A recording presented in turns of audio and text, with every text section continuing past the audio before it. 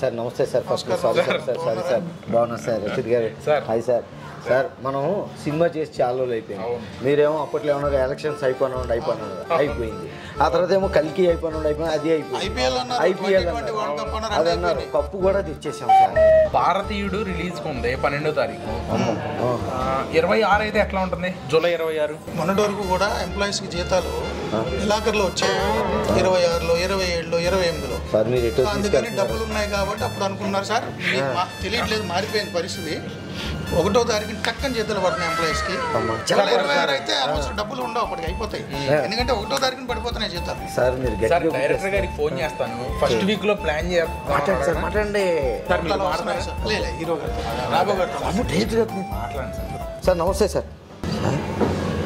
2వ తారీఖు కన్ఫర్మ్ చేసుకోండి. ఆగస్ట్ 2 ఎలాగని మీరు ఇక్కడ వస్తున్నారు కదా సార్ అనౌన్స్ చేసి చెప్పారు. ఆగస్ట్ 2వ తారీఖున రాబోతుంది ఆపరేషన్ రావణ్.